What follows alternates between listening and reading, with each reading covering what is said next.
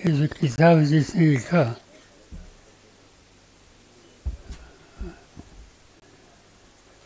इससे सब सवाल डॉक्टर अब्दुल फारूकी, इससे नूर उल हसनैन, इलाज किरमानी, डॉक्टर मौलाना अब्दुल रशीद वज़नी, हम सब के साथी बाबुला कलम, राजेश तोफी, जयसिंहराव गायकवाड़, फंदुल कांगरे, बहनों भाइयों, मुझे माफ़ करिए, मेरा गला ठीक नहीं कुछ दिनों से। 10 दिन पहले श्री साहब जी मुंबई में आए थे। उन्होंने बताया कि कुछ नए किताब लिखे हैं बाबा साहेब अम्बेडकर के बारे में, और इस देश में कई क्षेत्र में जिन्होंने बहुत योगदान देश के लिए किया, ऐसे लोगों के बारे में कोई 3-4 किताबें लिखी है। आपको औरंगाबाद आना पड़ेगा और इसका विमोचन करना पड़ेगा। मैंने उनको हाँ बोला और मैं खुशी से यहाँ आया था। इनके खत में उन्होंने और एक किताब का नाम लिया था, वो मेरे बारे में था, और जो किताब मेरे बारे में था ये आप लोगों के सामने रखने का काम उनके खत में डॉक्टर फारूक अब्दुल्ला करने वाली थी। तो फारूक हमारे दोस्त है, तो हमने हाँ कहा, और फिर से 1 घंटे से 2 घंटे से मैं यहाँ बैठा हूँ और मेरे सामने मेरे बारे में बहुत कुछ बातें यहाँ कही जाती है। ये बड़ा मुश्किल काम होता है, एक अकेला आदमी बैठना और पूरे सब लोगों ने इनके बारे में कुछ न कुछ बातें कहना, ये इतनी आसान बात नहीं है। छोड़िए, जो किताब है, ये किताब मैंने शायद 10 या 12 साल पहले लिखा था। इसकी कई एडिशन निकली और कई एडिशन निकलने के बाद जब जी ये किताब पढ़ते हैं तो मुझे लंबे लंबे खत लिखते हैं, ये सब पुरानी बातें होगी, आज की स्थिति क्या है इस बारे में लिखने की आवश्यकता है। और ये बात सच है। जो किताब में कई बातें मैंने कही थी, कई जगह पर कई वक्त पर एक तरह का संघर्ष, झगड़ा ये करने की नौबत मेरे ऊपर आई थी। औरंगाबाद में आए तो मुझे याद है कि महाराष्ट्र की हुकूमत की जिम्मेदारी मेरे कंधे पर पड़ने के बाद मैंने एक डिसीजन लिया था। डिसीजन क्या था? यहाँ की यूनिवर्सिटी को डॉक्टर बाबा साहेब अम्बेडकर उनका नाम देने के वजह डिसीजन अनाउंस हुआ और रात को 2 बजे तक मुझे पुलिस कमिश्नर थे उस जमाने के यहाँ के, उनके मैसेजेस आना शुरू किया कि हमले हो रहे, दलितों के मकान जला रहे, लोगों को ये डिसीजन बिल्कुल मंजूर नहीं है, कुछ न कुछ करने की आवश्यकता है। डॉक्टर बाबा साहेब इस देश को संविधान देने वाले, दुनिया में जिनका नाम था, और उनके नाम से यूनिवर्सिटी शुरू होना ये कोई गलत काम नहीं था,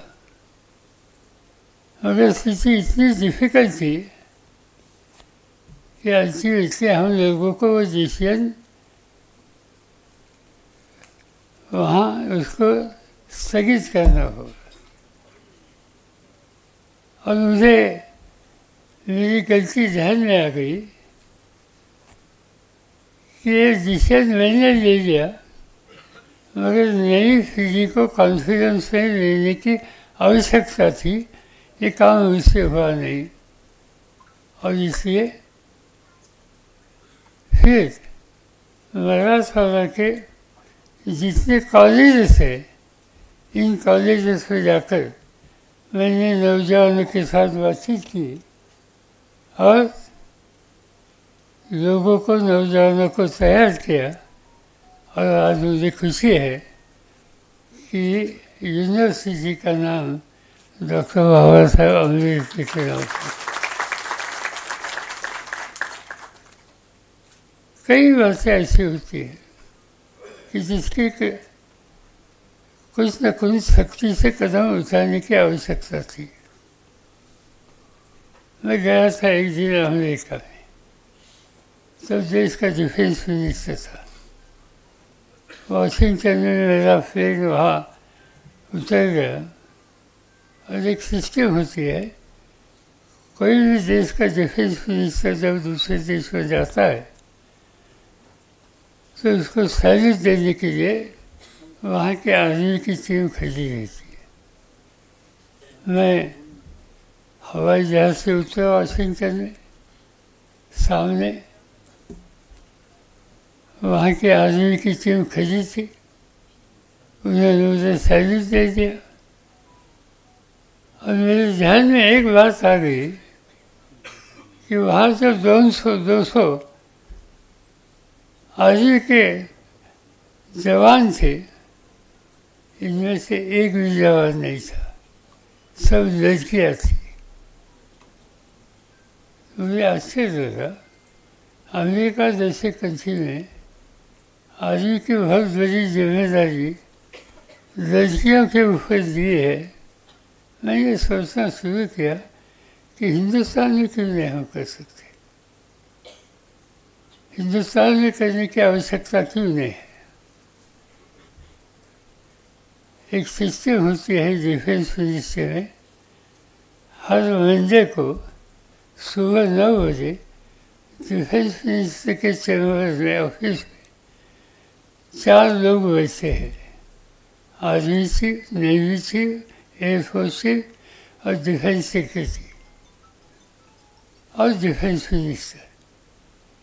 और सब बहस करते हैं कि देश की स्थिति क्या है, पाकिस्तान बॉर्डर की स्थिति क्या है, चाइनीज बॉर्डर की स्थिति क्या है, श्रीलंका में मछुआरों की स्थिति क्या हो रही है, समंदर में नेवी की स्थिति क्या है। ये सब डिस्कशन हमेशा होती है। तो मैंने अमेरिका से आने के बाद इस मीटिंग का डिस्कशन हमारा हो गया और मैंने सब आर्म फोर्सेस के प्रमुख लोगों को कहा कि अमेरिका में आज डिफेंस की जिम्मेदारी लेने के लिए वहाँ की लड़कियाँ आती है, तो यहाँ क्यों नहीं करें। तीनों लोगों ने, आर्मी चीफ हो, नेवल चीफ हो, एयरफोर्स चीफ हो, तीनों ने कहा यह हो नहीं सकता, लड़कियाँ ये काम कर नहीं सकती।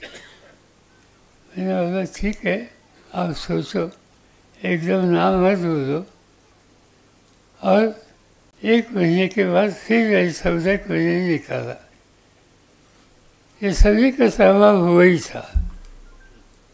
फिर मैंने और 1 महीना उनको दे दिया और वो सब्जेक्ट मैंने वहाँ उनके सामने रखा तो तीनों का जवाब वही था।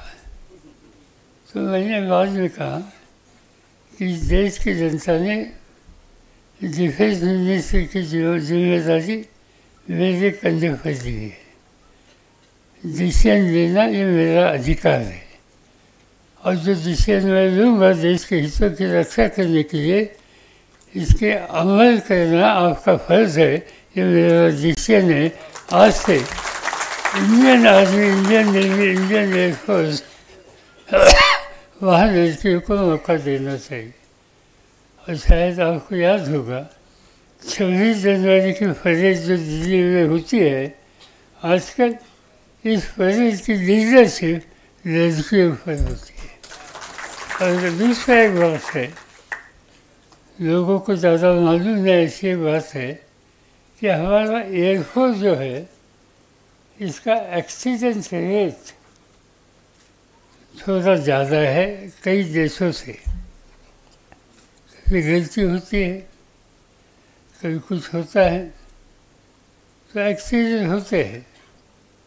आपने शायद कल के या परसों के अखबार में पढ़ा होगा कि पड़ोसी देशों में 2 दिन पहले बड़ा एक्सीडेंट हुआ, अच्छा लोग वहाँ गए।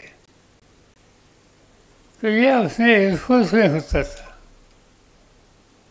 जब मेरी डिफेंस मिनिस्टर छोड़कर मुझे यहाँ आना पड़ा महाराष्ट्र में चीफ मिनिस्टर की जिम्मेदारी लेने के लिए, 2 साल के बाद ऐसे मुझे एयरफोर्स चीफ जो थे वो मिलने के लिए आए थे।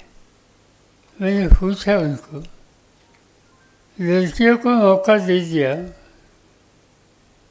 तो इसका असर क्या हो गया, एक्सीडेंट रेट के बारे में क्या स्थिति है? उन्होंने कहा कि एक्सीडेंट रेट लड़कियों के ऊपर जिम्मेदारी देने के बाद बहुत नीचे आ गया। लड़कियों को ये काम दिया, एक्सीडेंट कम हुए। मैंने पूछा ये क्यों हो गया, कैसे हुआ? मुझे लड़कियों की एक आदत है बचपन से, जो काम उनको देते हुए वो समझदारी से करते। समझो उनको सब्जी काटने का काम दिया और उनका ध्यान दूसरे समझ रहेगा तो इनके फिंगर पर कुछ न कुछ हो जाएगा, शायद खून बाहर आ सकती है। और इसलिए जो काम उनको दिया है वो छोड़कर दूसरा काम लड़कियाँ कभी करती नहीं। और लड़के की एक आदत है, उनको जो काम बताया वो छोड़कर उनकी नज़र दूसरी तरफ ज़्यादा होती है और इससे ये स्थिति फायदा होती है। बाकी बात छोड़िए, मगर महिलाओं को आरक्षण देने का काम हमने जब किया तो शुरू में लोग नाराज थे, मगर आज मैं देखता हूँ कि कई क्षेत्रों में आज इस देश की लड़कियाँ, हमारी बहनें, हमारी माँ, चाहे वो जिम्मेदारी समझदारी से लेकर देश को एक तरक्की के रास्ते पर लेने के लिए अच्छे मेहनत करते हैं। और एक बात से, एक समय मेरे ऊपर एक संकट आया था। आप जानते हैं अपने राज्य में गणपति फेस्टिवल, गणेश उत्सव बड़े पैमाने पर होता है। और जब गणपति की जब उत्सव होता है तब गणपति विसर्जित करने का एक दिन होता है। और वो दिन चाहे होम मिनिस्टर हो या चीफ मिनिस्टर हो या डिफेंस वरिष्ठ अधिकारी हो, वो कभी सो नहीं सकते आराम से, आखिरी गणेश जब तक जाते नहीं तब तक। और उस दिन मैं सीएम था, आखिरी दिन था, मेरा ध्यान था पूरे महाराष्ट्र के सभी राज्यों के सभी जिलों में।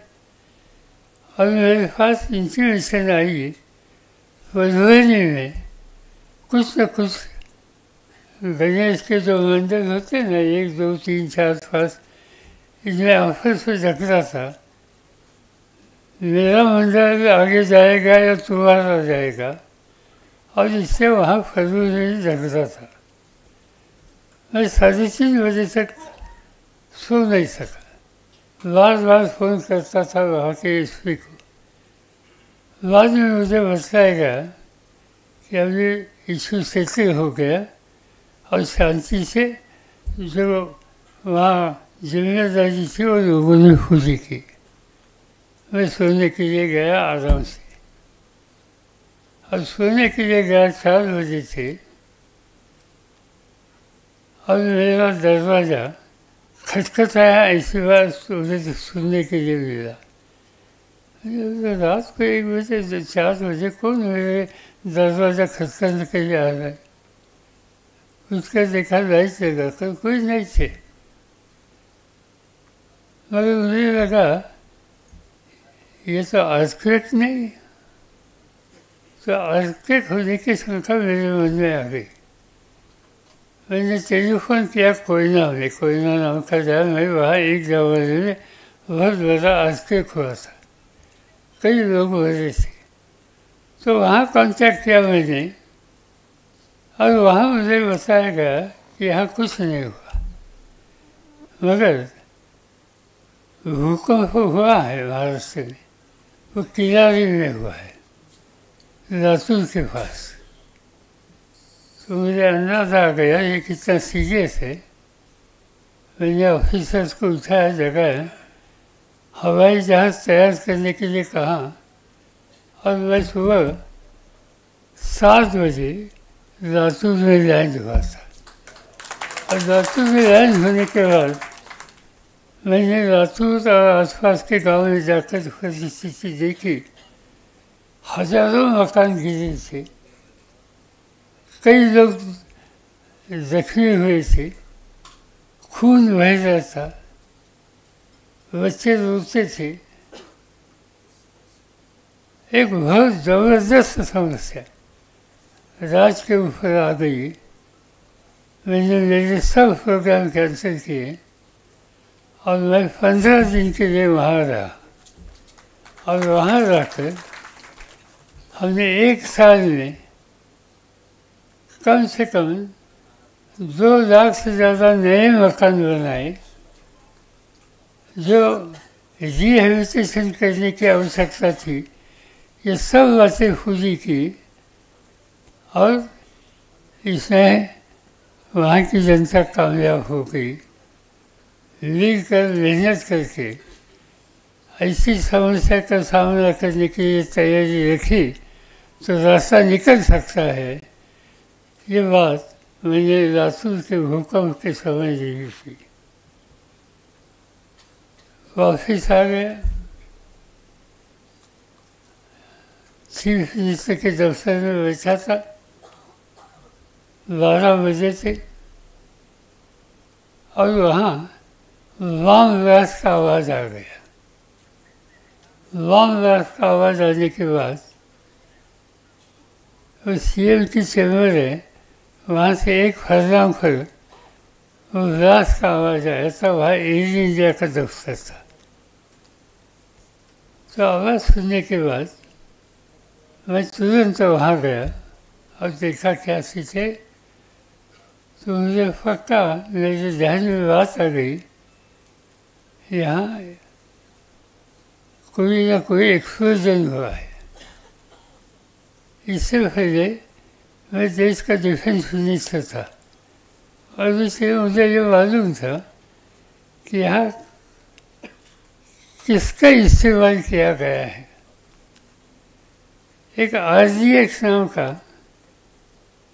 एक प्रोडक्ट तैयार होता है, बड़ा डेंजरस होता है। इस देश में एक ही जगह पर पैदाइश होती है, पूना के पास एक डिफेंस मिनिस्टर की फैक्ट्री है इसमें, और दूसरी जगह थी कराची में, वहाँ इसका प्रोडक्शन होता था। मैंने पूना की डिफेंस यूनिट जो इसको कांटेक्ट किया कि आज ये इसका प्रोडक्शन कितना किया है, कब से किया है। वहाँ के स्टाफ ने मुझे कहा पिछले 1.5 साल से यहाँ आरजीएक्स होता नहीं। तो मुझे पता लगा यहाँ आरजीएक्स होता नहीं। एयर इंडिया बिल्डिंग के पास आरजीएक्स का इस्तेमाल किया गया है, तो कहाँ से आ सकता है। तो मुझे आशंका लगी कि ये कराची से आ सकता है। और बाद में पता लगा कि और 10 जगह पर ऐसे शोध हुई थी और सभी जगह पर वही आरजीएक्स यूज किया था और वो आरजीएक्स कराची में बनता था। तो मेरे मन में साफ बात आ गई कि एक साजिश है, पड़ोसी देशों से साजिश है, और ये साजिश में ऐसी जगह का उन्होंने सिलेक्शन किया है। Air India building, Ganesh ji का मंदिर, तीसरा पासपोर्ट ऑफिस, चौथा गवर्नमेंट के और 2-3 ऑफिसेस। तो ये सब जगह ऐसी सिलेक्ट की है कि शायद इसमें 2 कौम में एक तरह का गलतफहमी पैदा हो जाएगी और आपस में झगड़े होने की संभावना है। मैंने सीधा जाकर टेलीविज़न पर भाषण दे दिया और कहा कि इतने जगह पर ये बात हो गई। और टेलीविज़न पर मैंने एक झूठी बात कही, और वो झूठी बात मैंने ये कही कि मुंबई शहर में मोहम्मद अली रोड, वहाँ भी एक फौत हो गया, वहाँ कुछ हुआ नहीं था। मगर मैंने ये झूठी बात कही, इसका असर ऐसा हो गया मुंबई शहर के सब समाज के लोगों को ये अंदाज़ा आ गया कि ये मंत्रालय के पास भी हुआ और मोहम्मद अली रोड में भी हुआ। ये हिंदू मुस्लिम नहीं है, यहाँ कोई गलत आदमी ने किया है या गलत शक्तियों ने किया है, और इसे मुंबई शहर बिल्कुल शांति रहा रखी, कुछ नहीं हुआ और इसमें हम लोगों को कामयाबी हो गई। ऐसे कई बातें हो सकती है कि इस किताब में शायद इसका कुछ न कुछ लिखा गया था। आज महाराष्ट्र 2 सेक्टर में आगे गया है। एक चीनी का उत्पादन देश में अपना 2 नंबर है और दूसरा बागवानी। एक ज़माना ऐसा था, मेरे पास एग्रीकल्चर मिनिस्ट्री की जिम्मेदारी 10 साल थी, तो मैंने ध्यान दे दिया इस काम पर ज़्यादा। जैसे मैंने राष्ट्रपति भवन में जाकर शपथ ले ली एग्रीकल्चर मिनिस्टर की, घर में वापस आ गया, पहली फाइल सामने आ गई और एग्रीकल्चर सेक्रेटरी फाइल लेके सामने आ गए। मैंने देखा फाइल में क्या है। फाइल में लिखा था देश का अनाज का स्टॉक 3 महीने का है, इसमें जल्दी से जल्दी इम्पोर्ट करने की आवश्यकता है, और इम्पोर्ट नहीं करेंगे, विदेश से नहीं लाएंगे, तो 3 महीने के बाद इस देश में भूखमरी होगी। मेरा दुखी था।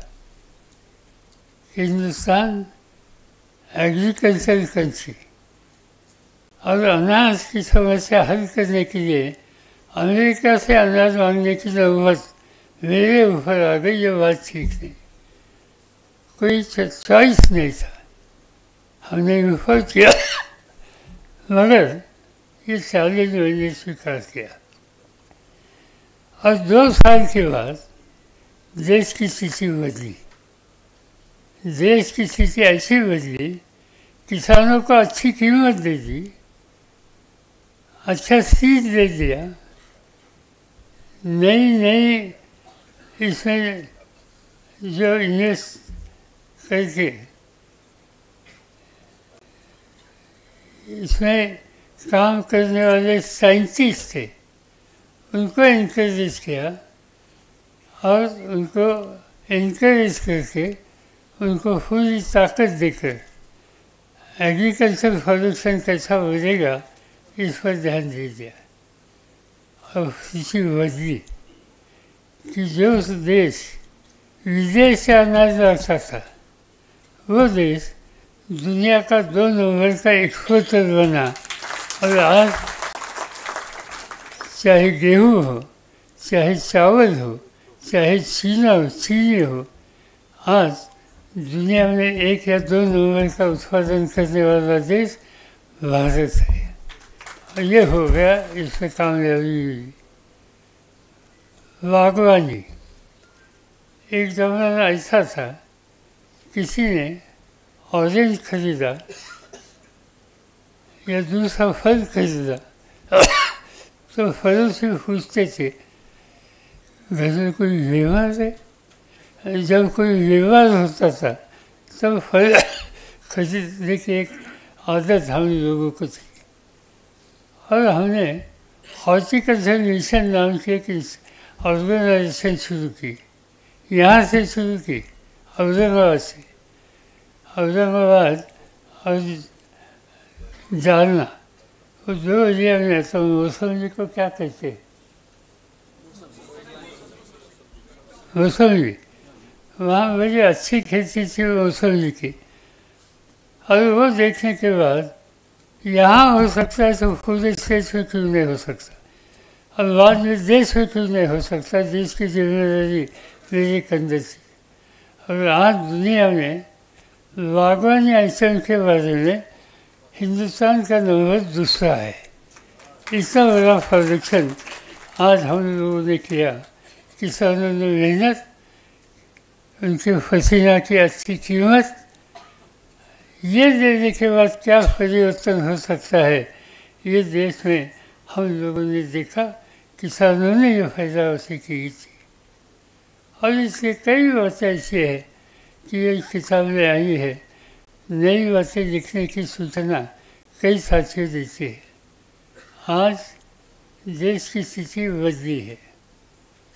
यहाँ चुनाव की बात की गई, क्या स्थिति थी? 4 महीने पहले, 5 महीने पहले जब चुनाव की परिस्थिति थी कि देश के प्रधानमंत्री, उनके साथी क्या बातें लोगों के सामने रखते थे? वो रखते थे, कई ऐसी बातें रखते थे कि देश के हितों की रक्षा इसमें होती नहीं थी। कई उनके साथियों ने कई जगह पर, हेगड़े नाम का उनका साथी था, पार्लियामेंट का मेंबर, उन्होंने बंगलोर में कहा कि हमें 400 सीट चाहिए क्योंकि हमें परिवर्तन करना है संविधान में। इस संविधान में बदलाव करना हो तो नरेंद्र मोदी जी के हाथ में 400 से ज़्यादा सीट की आवश्यकता है। ये बात उन्होंने कही थी। उनके कई साथियों ने ऐसी की थी। और ये बात सीधी सामने उनकी तैयारी थी कि देश के संविधान जो बाबा साहब अम्बेडकर ने दी, इस देश के हर आदमी का अधिकार इसमें था, इसमें परिवर्तन करना चाहते थे। और इसीलिए उनको 400 सीट थी। ये स्थिति देश के लिए फायदेमंद नहीं थी। और मुझे खुशी है कि इस देश की जनता ने ये संविधान की बदलाव लाने की बात की, जिन लोगों ने उनको सबक सिखाया, इसलिए ये हो गया।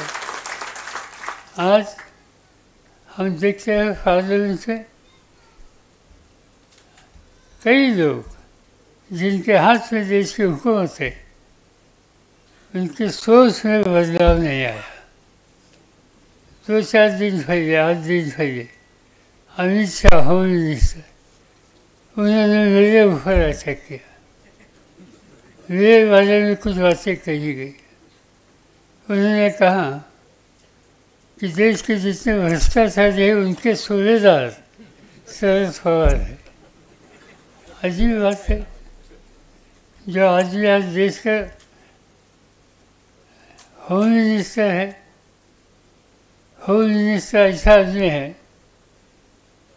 कि जब गुजरात में थे वहाँ कानून का गलत इस्तेमाल किया, इसके लिए सुप्रीम कोर्ट ने उनको गुजरात से तजवीज़ किया था।